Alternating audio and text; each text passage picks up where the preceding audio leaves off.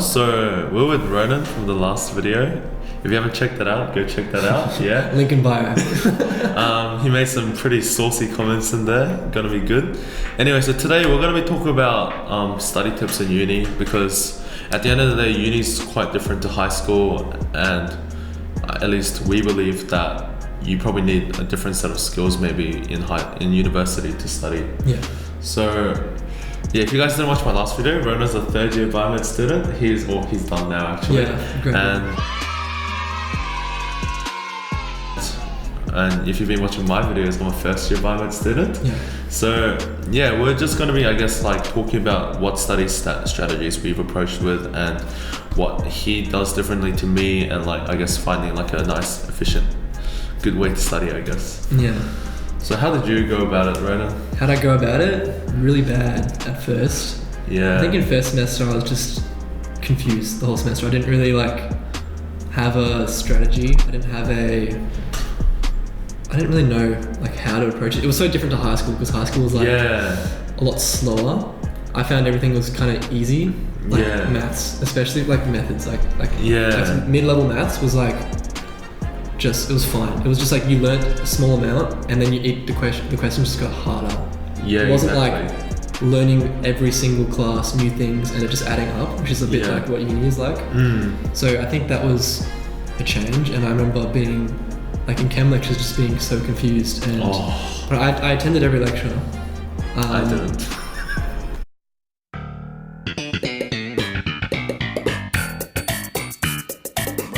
Look at this dude. Yeah, attending is good. That's a good first step. But I just didn't have quite a strategy. I tried to read the slides and like try to take stuff in. I mean, some of it went in. I got okay marks. But yeah, that was first semester.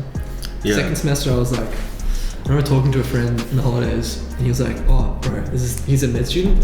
He's like, "Oh, there's this thing called Anki. It's really good for studying." And I was like, sounds good. Cue cards, I've used those before. They're pretty good. Yeah. So I learned how to use Anki, and look, Anki can be really good, like if you use it the right way. But I use it the wrong way. Like I was just making cards the entire time and not really studying them. And I like try to put every detail onto the cards, because I was like, oh, if I miss this one detail, like it could be in the exam. Yeah. But then it comes to the exam and like 90% of the details I don't know. And it's like, why was I focusing on that small detail? So yeah, that kind of didn't work out. Second year, got a bit smarter with it. I think like from first year to second year sem 1, it was all about, for me, like trying to increase my quantity. Like I tried to just study more. So like I was just clearing out everything else that I could to try and study more. And like it was so, like honestly, it was really scary, like frustrating to put in more time and to not get anything out of it. I was like, what is wrong with me? Like why can't I just like study harder? They ask you how you are, you just have to say that you're fine when you're not really fine, but you just can't get into it because they would never understand. And get it. And I remember just like, I would just like subscribe to like trust in the system that I was currently like following, like, oh, cue cards. If I just study hard enough, like cue cards will get me through, I'll get good marks. But you gotta like learn to adapt. So I did adapt. Like each semester I'd always like reflect and be like, wait a minute, that didn't really work. Yeah. But you gotta learn to like, you learn the lessons eventually. I learned them kind of late. By second year sem 2, I was kind of on the right track, like grades were picking up. Just thanks to, it was trial and error. For me, it was trial and error. I trialed a bunch of different ways of studying. I eventually settled on like,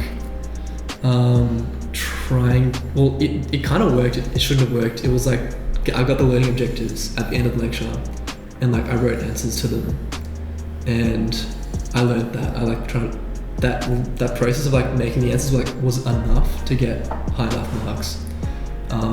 That eventually evolved in third year to being like active study strategies, like all that stuff they talk about. You'll hear about it in like lectures, teachers talking about active study, like what does it mean? Things like mind maps, things like studying like in like study groups, things like teaching people in study groups is really great. what else is there? Making exam questions like yourself that you can answer, things like that. I just started doing those kinds of things, and it was kind of like a patchwork way of doing it. I wasn't really too comprehensive or organized about it, but like it worked as well. Then this semester, like my final semester of uni, I had like a spreadsheet. I had like schedules for each day I would study, and that was like the combination of organization plus active study was enough to like I've optimized how I worked. It was great. Yeah, I think I'm different in the sense where like, I think because for me I've just come into it where we in first semester I thought, I could just read the lecture slides and like kind of read the textbook and work off that kind of thing, and that really did not work out because like it's just when you don't watch the lecture you have to try and figure out everything yourself, which is alright if you can figure everything out yourself and know the like I guess sufficient detail for it, and then apply it into like those application like the discriminant questions, but like that didn't work out for me. So the lesson I took from first semester I reckon was I actually have to watch the lectures, like full stop. That lecture grind, as much as you hate to watch it, like you don't like the lecturer or you don't like the content that they're teaching, you have to watch it because at the end of the day, maybe the lecture slides aren't that amazing, but when they teach it to you, like you're always going to pick up something. And then I guess when I carried that over into second semester this year, like I feel more confident with my exam, even though we haven't got our results back yet. But then I feel like what I took away from this sem is like I actually want to start going to lectures because like I only went for the first half of the semester, and then like the second half like I kind of got lazy with it and I stopped going. And like what I realized was that like instead of the hours that I'm spending at the library like catching up on lectures, it'd be so much better if I was using that time to either A, be revising the lectures and consolidating my knowledge, or B, maybe do some more pre-reading or more like preparation work for my practicals or tutorials coming up, and like make use of those content. I was like, I kind of scoffed about it and be like, oh, you know, tutorials, they're not compulsory, they're not hurdle requirements, I'm not gonna bother going to them. Like, yeah, I did that, but like you realize like after a while that, at least in my opinion, like how important it is, because like it just like I see it as like now that I've gone through like a whole year of biomed, like it's like little checkpoints, you know, like weekly checkpoints. Have you learned the detail that properly? And like once I actually got my head around that, like even though I was pretty late about it, like I only figured that out like in week 12 kind of thing, I started implementing that into like my SWOT fact study. Like I got a really nice routine going. So like I use the Pomodoro technique, which is like 30 minutes of studying and then 10 minutes break kind of thing. So what I did was, I don't like watching the lectures on 1 time speed. I prefer watching on double, 2 times speed.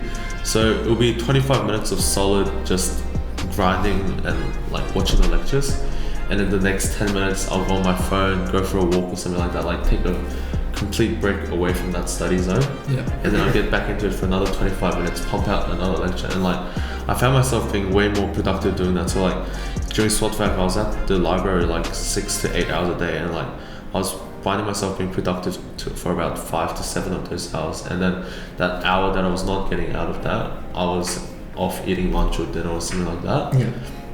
So at least that's what I took out of first year, and like I feel like I can use that better next year, because like I know next year there's 7 lectures a week for MCB and HSF, which is gonna be tough, not gonna lie. But like I feel like if I go to all those lectures, then I can use that time that I was spending at the library to like actually like learn that content, you know what I mean? Just to speak on some of those things, like, so with regards to like watching lectures, so lecturers, when they give a lecture, they have like a flow. Every slide is connected to each other, every slide is included for a reason. So that flow is like going through their head as they speak. The maximum level of understanding the lecture is understanding the flow of the lecture. And that's why like mind maps are great. Mind maps are you putting the lecture into a flow that makes sense to you. Like you link stuff with arrows and stuff. So that's why it's really important to go to, like in commerce or engineering, I think it's fine to not watch lectures. Maybe engineering just. Not fine, like you'll get bad marks, but you'll pass, which is what some people want. With biomed, it's definitely like, it's really important to watch the lecture. Different lecturers have different like styles of lecturing. So some will talk a lot off the slide, and it will be important. It'll add to your learning. It'll add to like your understanding. Some will like follow the slide, and you might think, oh, they're just saying what's on the slide. Like there's no point in me listening to it when it's already there. But like there still is. Like they might say something like linking sentence between a slide, and it makes it make sense instead of just being like 50 disjointed slides and you don't know why they're placed there. Knowing why they're connected is really great for keeping that in your memory. What was a couple of things you said? Oh yeah, like going to tutorials, going to lectures, like it's a resource you're paying for. Yeah. Like, it's like what you gotta remember, it's a resource you're paying for, like you may as well use it. I don't think like let's say tutorial, right? Like a chem shoot. If you think you can work better, like you can get more out of an hour of your time not going that shoot. I struggle to believe that. Like it's actually you get a lot, and they do like the tutors they know what they're talking about. There's exercises for you to do that are active. Like it's tough. Like it's actually not easy, and that's a sign that it's like the right kind of study. Yeah. No, I feel like that as well. Like I feel like that hour I could just be pumping out 2 lectures in that time. Why should I go? But then the thing is, you like, don't get 2 lectures pumped out. Yeah, you're probably gonna spend half of that time talking with your mates, and then you're gonna spend that half of the time doing 1 lecture. Whereas in a tutorial, they cover the whole week's worth of lectures, and maybe week 2 they'll probably cover the week and a half's worth of lectures. So you're getting about 3 to 4 lectures done in a single lesson. Yeah. And you get like a different, I guess, voice teaching you that idea. Yeah, it might be something that they might help you understand something that you didn't understand, and it saves you like 20 minutes. Yeah, and a lot of the tutors, at least I found in bio, are like not just lecturers, but they also have a lot of PhD students who've kind of gone through the same process themselves. So like they teach you how they understood it, which because you get a fresh perspective of it. You hear it from different wordings. It just maybe sometimes will complement it better in your head. Yeah. So. Yeah. And just to add one more thing, so what was the principle of the thing you studied? Business law? No. The 30 minutes and then 5 minutes or 10 minutes. Oh, Pomodoro technique. Pomodoro technique. I think I do like a modified version of that, but I've never heard of the technique before. Just like, what is it called? Convergent evolution. Yeah. I just like kind of thought of the same thing. I do like, the way I did this semester, which worked really well for me, I just spent like 20 minutes on 1 lecture. Like I'd spend like maybe, before I started the day, I'd spend like 5-10 minutes planning out what I would do that day. And the way I had it out was like 3-hour blocks with like half an hour long break between. And within those 3-hour blocks, it was split into 20 minutes. So it was like 9 times 20 minutes. And after 20 minutes, I took a 10-minute break. So it was like there's a good amount of breaks in there. It's not like too taxing or hard to maintain. And the advantage of splitting it up for me was that, let's say I split it like 3 hours into 9 blocks. I would look at 9 different lectures in that period of time. And that meant that like let's say I have 20 minutes to look at a lecture. Instead of compare that to 2 hours looking at a lecture, you go 2 hours, you have, oh man, there's like how many words are said in the lecture. Let's try and get all these words out. Let's try and focus on these little tiny details. I'm gonna learn this lecture like inside out kind of thing.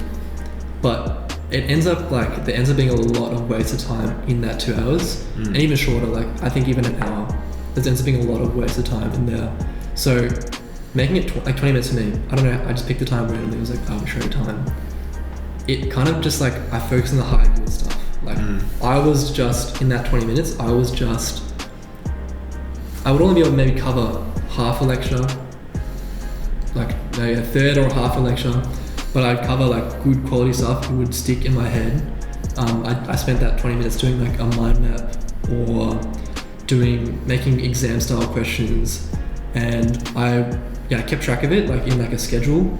And the fact that like I could break it up like that, I could look at a lot of lectures and I'd come back to it later. Like I'd do maybe a third of a lecture within 20 minutes, and I'd then schedule it for like later on. And it means I can look at it over multiple days. It's split up, so I think it sticks more. like the principle with like Anki is like, what is it, like a day, 3 days, a Yeah. week, something like that. Like they space the cards out. I'm kind of doing that just without Anki. Yeah. What I really benefit of that technique is that my concentration span, like when I'm really productive, I can focus like 5 hours straight. But like most of the days, I'm not gonna get that. Yeah. And the thing is, breaking it up into that like 20 to 25 minute blocks, it just helps me because I feel refreshed before each like lecture that I look at. Yeah. Kind of thing. Yeah. But like I said, I watch the lectures on 2 times speed, which I don't recommend at all. Like for me, just because I know like it forces me to focus if I know that it's 2 times speed. But yeah, so like having that like 25 minutes, just like going through that, and then having that like decent 10-minute break, where like, and like people think taking a break is just not studying, but like they tend to think about what they were like studying before. I don't consider that a break. I think it's a break when like you just completely go away from that topic. Maybe go watch a YouTube video for 5 to 10 minutes, but like really get your mind off that study topic. Because at the end of the day, if you're thinking about what you've been studying during your break, you're not really taking a break. You're doing more work, and then when you come back, it's Yeah. you're not going to be refreshed. You're Like not if your gonna- break is like just passively reading over the slides. Exactly, Yeah, it's not gonna no. like, no, you gotta. you just gotta 100% get away from it. Like taking, for me, like the breaks that I took, like I went on walks with like my mates, like who are also having study breaks. I'm like, hey bro, let's go for a walk, and then go for a walk, and you come back and you just feel re-energized. And I think that's what's like mainly important. Like when you're studying, you're not gonna absorb anything if you're tired. Like when you're tired, you're just gonna be tearing through lectures, but you're just gonna be like, oh yeah, It doesn't stick. It's yeah, not exactly. Yeah. So But yeah, I think the thing about like working for 5 hours straight, you can maybe do that if you have the pressure that like if I don't study for 5 hours straight right now, I'm gonna fail my exam tomorrow. Yeah, exactly. Like that, you have to have that pressure, and it actually isn't like sustainable. Like you can't do that every day yeah, it's not because it healthy. actually takes a lot out of you to like you're gonna feel really unwell, Yeah. unwell afterwards, or like you're gonna take a nap after your exam because it's like pretty taxing. Yeah. So like it's a long, it's like a marathon, like a semester. It's so you need to not burn out. And I think like a really important thing is you don't work at 100% the whole semester. You can maybe work at like 80% and have a lot of like extracurriculars and stuff along the side during the semester, and you know that you can ramp it up when it comes closer to exam. You can actually lift, and it's not like, oh, I'm working at 110% now for these like this exam, like this the semester period, the teaching period. I get to exams and I'm like, I can't lift. I'm burning out. I Yeah. literally have to take days off to like recover, and you don't feel good. Yeah, exactly. It's And then by the terrible. time you get to your exams, like you've probably forgotten a lot of your like Yeah. first half of the Yeah. semester. And it's like, knowledge. okay, crap. Well, I just spent all that time not enjoying life for nothing. Yeah, like You get okay grades. You won't fail if you do Yeah. that. Like you'll get maybe, I won't put a number in, but you won't get the highest. yeah, you're gonna H1. Like, Yeah. and like I think that's what stood out for me. Like last semester, like the first 8 weeks, I was like just in Brownlands, like grinding my ass off, and then I just got burnt out like throughout week. As soon as pretty Yeah. much when I You just went turned out. 18, like I just went out every single day, and like I think that really like I guess complements what Ronan said, because like this semester, like I actually took it way more chill. Like I only spent maybe like 2 or 3 hours in the library a day, and like yeah, I was like probably like 30 lectures behind by the time I got to SWOT-VAC. But then when I got to SWOT-VAC, I still had that energy to like really ramp it up for exams, and like I got all the lectures pumped out by the first half of SWOT-VAC. And then, like, which is still not ideal because you probably want to be up to date by the time you get to SWOT-VAC. Yeah. But then I still had that energy for that extra gear kind of thing. Yeah. Yes, and then the second half of SWOT-VAC, like I was really able to like pump some exam papers out, or Yeah. use that extra time for memorizing like Yeah, certain yeah. details. And yeah, so like I think you really have to pace yourself, like Ronan said. Otherwise, you're just gonna get fucked when you get to And it's gonna like not be fun. Like I actually have really started enjoying my learning as like uni went on. I started like actually really enjoying what I'm learning, because if you're not just like whipping yourself to work and you're saying like, oh, you know, billionaire mindset, you should be working nonstop. Instead of doing this right now, you should be working. Like it's ridiculous. It's Yeah. no one does that. Like anyone who's actually successful, you'll see that they're actually, you know, spending time with their family. They're keep their body well. Like they exercise, they have a sport, they have a hobby.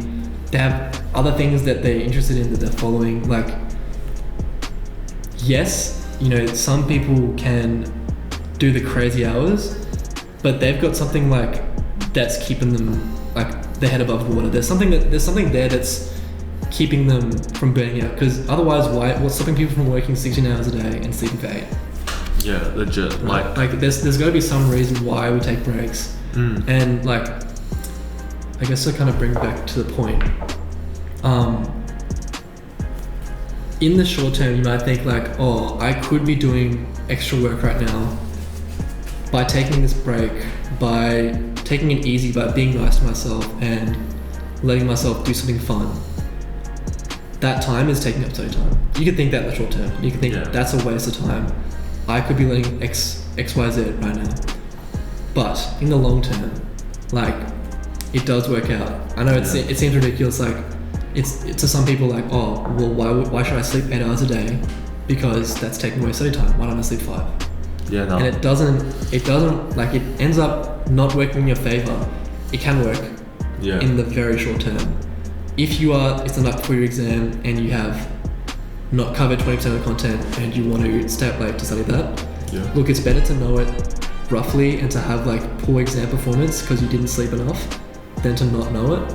But like, if you study consistently, you won't ever get in that position. So it like, it's straight up just a more enjoyable lifestyle to have work-life, like study balance, and to not overstudy, to not get in that like competitive, crazy 100 to 0 kind of mindset. Like, to stay away from that is just, life's better.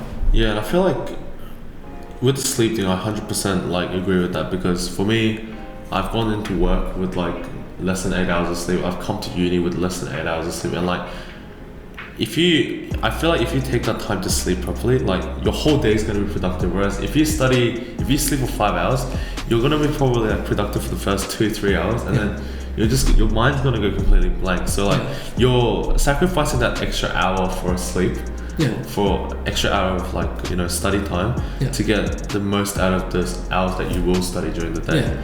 I feel like that's what's really important, because at the end of the day, that's going to add like another 30 hours of productive hours on than if you slept 5 hours only. You know what I mean? Yeah. There's a lot more like, I don't know, it's not a game of like willpower. Like, yeah, sure, you can sleep for 5 hours and then the next day work for 12 hours. You can do it. But like, there are actual like, your body isn't just like a horse that you can whip. Like, you shouldn't do that to horses anyways, but your body isn't just like, you can't just like beat yourself to keep going and do more, because there will be kickbacks, there will be like reduced performance, reduced memory, like all these things will catch up with you. And yeah, I guess the thing is like, remember, you're a human. You're not above like pain, not above like feeling crap. You like, this is only for like a special thing with people in like, I feel like, high performing courses. Like, they do have, some people have this mindset that's like, let's just outwork, let's just like, use by pure grit, like study enough. It's not really like that. Like, I feel like movies paint too much of like, just like working non-stop. No, and then like, you can't. You can't do that. Like, I've tried that as well. Like, by the end of SWOT which is like, for those who don't know, it's like the exam study period, like the study break. Like, I did that for the whole of SWOT because I was so behind. But like, I got through it. But like, by the end of it, like, physically I was exhausted, but like mentally I was even more exhausted, because you can't just keep that up. Like, you need that balance. And like, for me, it like comes out in like ways that I can't really control. So let's say I've spent a week just not living life balanced, like just over studying, and I'm like, oh great, you know, I'm going well, like I'm keeping it up, and you know, I'm managing to wake up in the morning early enough to get enough study done. I managed to like keep to my schedule. What happens then is like, let's say that's too much, like I've set too high a schedule, like too much work. What happens then is like, at some time in the future, I will slip. I will be unable to keep up with that pace, and like, I'll spend 12 hours playing video games. That's what you're doing when you're sick. Yeah, no, I didn't do it this semester. Like I was fine. Yeah. But like this semester, or like this exam period especially, I didn't have a single day that I had to write off because I was burnt out. Yeah. That's a really clear sign that you've done too much work. If you have to write off a day, because like you don't if you're keeping like a regular or like a amount of work that you can cope with, you won't need to take a full day. You won't need to like turn your brain off 100 and 0. You can just like ease it back a bit, be able to wind down like regularly, not like once a week. Take a 1 day break. Like it doesn't matter. It'll show what the point is, like it'll show up in unexpected ways, like, and you'll be forced to take a break later. So if you don't take a break, so take a break now, preempt that, and you'll feel a lot better. You'll get a lot more done, and like last, like it'll be more sustainable. You get more done at the end. Like it's kind of like a mind trick your brain plays. Yeah, I reckon to wrap up, I reckon like just a quick summary. It's just like you're just gonna be efficient with your time. Obviously, like you want to get the most out of what you're doing, and but then at the same time, we're gonna make sure we take breaks and like. You know, like it's gonna help us in the long run. And then number 3 is if you're at uni, like try and make use of all the contact hours, because like Ronan said before, you're paying for that. You're paying for that resource. And let's be honest, if you bought like a certain set of clothes for $500, you're gonna want to show that off, aren't you? Well, why is a lecture any different? You can use that like time like effectively. Yeah, exactly. And like you get to see your friends in lectures as well. Like, so yeah, I reckon that's the 3 like main points. Like you're gonna be efficient, take breaks, and use the contact hours available. Like it sounds like we're PRing for the university, but like really like it actually does help a lot. And just a caveat to that, like I know it sounds all doom and gloom, a lot of stuff we've been talking about, but like actually enjoy it. Like it's actually fun. There's some great content. Like it's interesting. We're all here because we love learning. And enjoy it. Like pick your course because you actually love the content. We've seen so many people like hate studying because they just hate biology, environment. It could be that, or it could be that they're studying like crap. So like So make sure you just do it because you really love it. Like I actually love bio. I love studying. Those people do the best. That's my experience. And like I know Ronan enjoys like a lot of the anatomy stuff. So like I hate anatomy, bro. I like physiology. Okay. He loves his physiology. So you have to 100% enjoy it. Like your lifestyle, you gotta enjoy it. Like there's one thing like a channel that I really enjoy watching, Med School Insiders. I don't know if you've heard of it. Like they always say love the process, and I 100%. It's a cliche quote, but it applies. It applies. Alright, we'll see you guys next time when Ronan's back from YouTube. Like, comment, subscribe. Exactly.